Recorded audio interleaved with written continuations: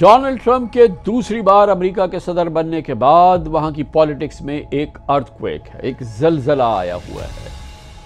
Washington के foreign relations tsunami की तरह बिखरे हुए हैं। एक अजीब भयानक सूरत हाल है। अमेरिका के मोतबर तरीन डिप्लोमेट्स, बड़े बड़े दानिश्वर भी कह रहे हैं कि जिस डेमोक्रेसी, लिबर्टी और सॉवरेनिटी के लिए अमेरिका मशहूर था, वो खत्म हो गई है। अब अमेरिका का सियासी निज़ाम एक गॉडफादर और एक माफिया डॉन चला रहा है। ये मैं नहीं कह रहा, अमेरिका के बड़े बड़े दानिश्वर कह रहे हैं। उनका कहना है कि वो गॉडफादर है जिसने अमेरिका पर फॉर सेल यानी बराए फरोख्त का बोर्ड लगा दिया है। ये वो गॉडफादर है जिसे ना अमेरिका के दुश्मन की पहचान है, न दोस्तों की शनाख्त है। बस वो धमकियां देकर भत्ताखोरी करना चाहता है। ये मैं नहीं कह रहा, ये अमेरिका के दानिश्वर कह रहे हैं। और वो कहते हैं कि वो अमेरिका को इस तरह चलाते रहना चाहता है। ये तमाम इल्ज़ामात मैं नहीं लगा रहा, बल्कि ये अमेरिका के चोटी के दानिश्वर Thomas Friedman, Peter Baker, Martin Wolf, Susan Rice, जोफ नाइफ, जॉन बोल्टन, स्टीवन कुक हैं। ये वो तमाम चीज़ें हैं जो तहरीर में ये तमाम दानिश्वर ला चुके हैं। इसमें अमेरिका के भी हैं और दुनिया के माने जाने फॉरेन अफेयर्स तमाम ये बातें लिख रहे हैं। आज न्यूयॉर्क टाइम्स में थॉमस फ्रीडमैन, जिन्हें 3 पुलिट्जर अवार्ड मिल चुके हैं, उन्होंने अपने शोहरा आफाक कॉलम में ओपिनियन पीस में लिखा कि क्या हमारा लीडर वो शख्स है जो रशियन प्रेसिडेंट की पोजीशन को बगैर किसी सवाल के कबूल कर रहा है। थॉमस फ्रीडमैन लिखते हैं कि क्या अब अमेरिका को रशिया से समझना होगा कि यूक्रेन की जंग किसने शुरू की और इसे कैसे ख़त्म होना है, और ये कि क्या हमारे पॉलिटिकल सिस्टम को एक माफिया डॉन चला रहा है जो रशिया के साथ इलाके बांटने की कोशिश कर रहा है कि मैं ग्रीनलैंड लूँगा, तुम क्राइमिया ले लो, मैं पनामा लूँगा, तुम आर्कटिक का तेल ले लो, हम यूक्रेन के मिनरल रिसोर्सेज आपस में बांट लेते हैं। ये है वो सोच जो अमेरिका के इंटेलेक्चुअल्स में उभर रही है। थॉमस फ्रीडमैन ने आज अमेरिकी अवाम को मुखातिब करते हुए लिखा कि दोस्तों, अगले 4 साल के लिए वो अमेरिका जिसे आप जानते थे खत्म हो चुका है। अब अमेरिकन सर्कल्स ऑफ डाउट्स में हैं या फिर फॉर सेल हो चुका है ये वो मुल्क। अमेरिका के मशहूर ओपिनियन राइटर, दानिश्वर और सोवियत मुखालिफ एनालिस्ट नेथन शारिन्स्की ने आज अपने आर्टिकल में लिखा, जब उन्होंने पहली बार ट्रंप के वो अल्फाज सुने जिनमें उन्होंने यूक्रेन पर रशिया के हमले का इल्ज़ाम ज़ेलेंस्की पर डाला, तो वह हैरान रह गए। ऐसा लगा जैसे ट्रंप ने पुतिन की ज़बान अपना ली है, वही ज़बान जो रशियन प्रोपेगेंडा जैसी लगती है कि ज़ेलेंस्की एक नाजायज़ डिक्टेटर है। ऑब्वियसली अमेरिका और यूरोप के ब्रेकअप और ट्रंप पुतिन रोमांस ने वाशिंगटन के फॉरेन पॉलिसी को 180 डिग्री में तब्दील कर दिया है। Я вообще, चестно говоря, удивляюсь। सच कहूं तो मुझे हैरत है कि अमेरिका के नए सदर ट्रंप ने अपने इत्तेहादियों के बुरे रवैये के बावजूद अब तक बर्दाश्त से काम लिया है। वो अभी भी ताल्लुकात ठीक रखने की कोशिश कर रहे हैं और खुद को बिल्कुल अलग नहीं कर रहे। ट्रंप के former national security adviser John Bolton कहते हैं कि ट्रंप एक ऐसा शख्स है जो सदर बनने के काबिल ही नहीं। वो अमेरिका के दोस्तों और दुश्मनों में कोई फर्क नहीं कर सकता। We are now close to as close to Russia as an ally we've ever been in a hostile environment. It's a huge embarrassment, but I think most significant of all is that vote in the UN today was a clear mark. We are on the path out of NATO. The actual withdrawal is just a formality.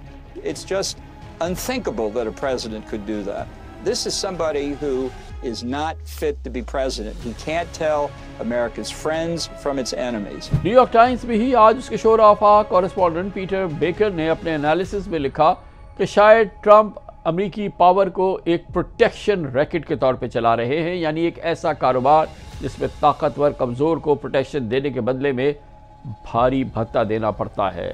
शायद ये तबसरा गलत भी नहीं। चंद दिनों पहले ही की बात है जब US treasury secretary Scott Bessent ने कीव में ज़ेलेंस्की से, यानी कि यूक्रेन के सदर से मुलाकात की और उनके सामने एक डॉक्यूमेंट रखा जिसमें डिमांड की गई कि यूक्रेन अमेरिका को अपने तमाम मिनरल रिसोर्सेज दे दे ताकि अमेरिका की तरफ से दी गई इमदाद को कॉम्पनसेट किया जा सके।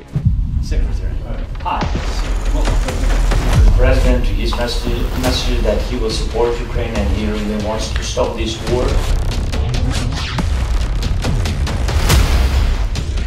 President Trump came to Ukraine. Thank you so much. ये मंजर बिल्कुल हॉलीवुड की फिल्म द गॉडफादर की तरह का था। फिल्म में मार्लन ब्रांडो की तरह बेसेंट ने मेज पर डॉक्यूमेंट आगे सरकाते रहे और कहते हैं ज़ेलेंस्की इस पे साइन कर दो। ज़ेलेंस्की सरसरी निगाह डालते हैं और वो कहते हैं कि वो अपनी टीम से मशवरा करेंगे।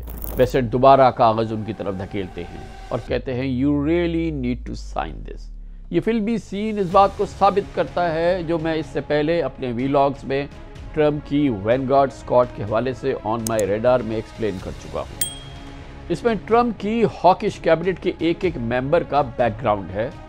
आपको नुक्ता की टाइमलाइन या इस वीलॉग की डिस्क्रिप्शन में इसका लिंक मिल जाएगा। बहरहाल बात करते हैं वहीं से जहां हम थे। ट्रम्प दर हकीकत यूक्रेन पर रशिया के हमले से पैसा कमाना चाहते हैं, जबकि पुतिन से किसी किस्म के जुर्माने या वॉर रिपेरेशन का मुतालबा नहीं कर रहे। हैरत अंगेज तौर पे अमरीकी डिमांड्स यूक्रेन को दी गई इमदाद से 4 गुना ज़्यादा है। कील इंस्टीट्यूट के मुताबिक यूरोपियन कंट्रीज ने यूक्रेन को अमेरिका से ज़्यादा मदद दी है। यूरोपियन एड 69% जबकि अमेरिकन असिस्टेंस 35% थी। फिर भी डायलॉग में यूरोप को कोई जगह नहीं दी गई। पीस डायलॉग में अमेरिका ने, डोनाल्ड ट्रंप ने यूरोप को कुर्सी भी नहीं दी है। बाराक ओबामा के दौर में नेशनल सिक्योरिटी एडवाइजर सुजन राइस का कहना है कि ट्रंप खुलेआम रशिया के इंटरेस्ट में काम कर रहे हैं और अमेरिका को उसके एलाइज के खिलाफ खड़ा कर रहे हैं।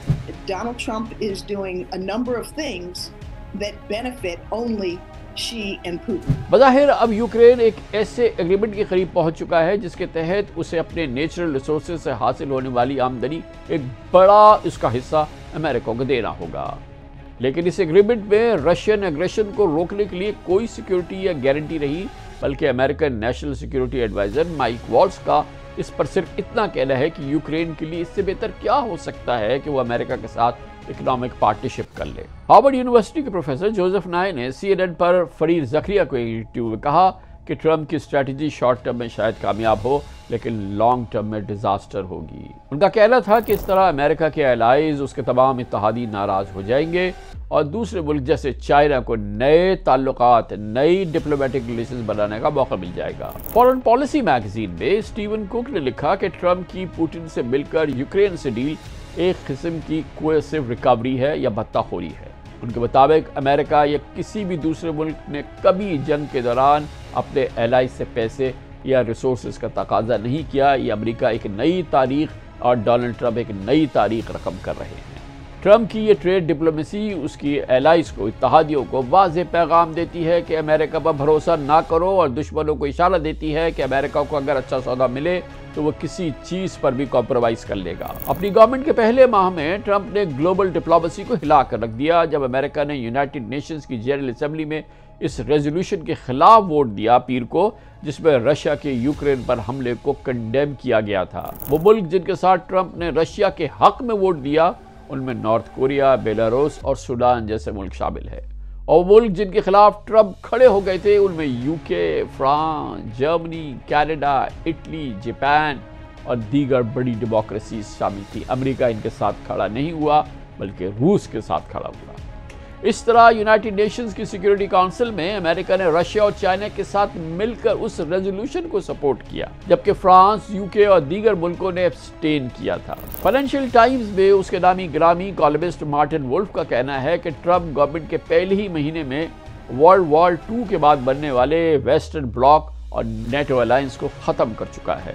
बस इसका फॉर्मल ऐलान होना बाकी है। This is a breathtaking reversal in US foreign policy. It's in some sense the largest reversal in US foreign policy in 8 decades. The United States, since the late 1940s, built the Western world as a free democratic alliance and in many ways to repel aggression from dictators. For the United States to be flipping and almost siding with the aggressive dictator against the democratically elected country that is a victim, that has stunned not just European leaders, it's stunned people all over the world. I think we're witnessing history right now in a very tragic way. No doubt Trump पहले भी NATO और दीगर allies को warning देते रहे हैं कि वो अपने डिफेंस का खुद इंतजाम करे, लेकिन अमेरिका के यूरोप से बढ़ते हुए फासलों को फरवरी के महीने में 3 वाकयात ने नुमाया किया। पहला वाकया 12 फरवरी को नेटो में यूक्रेन डिफेंस कॉन्टैक्ट ग्रुप से ट्रंप के डिफेंस सेक्रेटरी पीट हेग्सेथ का खिताब था, जिसमें उन्होंने यूरोपीय मुल्कों को क्लियर मैसेज दिया कि वह अपने इश्यूज खुद देखें। अमेरिका अब अपने बॉर्डर्स और चाइना पर तवज्जो देगा। दूसरा वाकया 14 फरवरी को म्यूनिख सिक्योरिटी कॉन्फ्रेंस में वाइस प्रेसिडेंट जेडी वैंस की तकरीर थी, जिसमें उन्होंने कहा कि अगर यूरोप अपने वोटर से डरता है तो अमेरिका आपके लिए कुछ नहीं कर सकता। Make no mistake, President Trump will not allow anyone to turn Uncle Sam into Uncle Sucker. The threat that I worry the most about vis-a-vis Europe is not Russia, it's not China, it's not any other external actor. And what I worry about is the threat from within. The retreat of Europe from some of its most fundamental values, values shared with the United States of America. In Britain and across Europe, free speech, I fear, is in retreat. और तीसरा बड़ा वाकया Ukraine के मुस्तकबिल पर America और Russia के दरमियान डायलॉग है, जिनमें अमेरिका का मानना है कि रशिया हमलावर नहीं बल्कि जंग यूक्रेन ने शुरू की थी। सऊदी अरेबिया में अमेरिकन और रशियन हुकाम सर जोड़कर बैठे तो मुज़ाकरात की मेज़ पर हमलावर मीडिएटर तो मौजूद था, लेकिन डिफेंडर और उसके सपोर्टर यानी यूक्रेन, यूरोप और नेटो में से कोई नहीं था। इससे दो बातें वाज़ेह हो गई कि अमेरिका ने दूसरी जंग के अजीम के बाद अपना आलमी किरदार अब अबेंडन कर दिया है। अब यूरोप को फैसला करना होगा, अपने दिफा को मजबूत करे। अब मैं क्या करूं, इस बात से मुझे एग्री करना होगा जो आज अमेरिकन इंटेलेक्चुअल्स लिख रहे हैं, यूरोपियन इंटेलेक्चुअल्स लिख रहे हैं, कह रहे हैं, मीडिया कह रहा है कि अब अमेरिका का निज़ाम एक गॉड फादर माफिया डॉन चला रहा है, जिससे किसी भी बात की तवक्को की जा सकती है। तो यूरोप अब बहुत कुछ उसको सोचना पड़ेगा और यूरोप अब हाथ पे हाथ धरे बैठा नहीं रह सकता।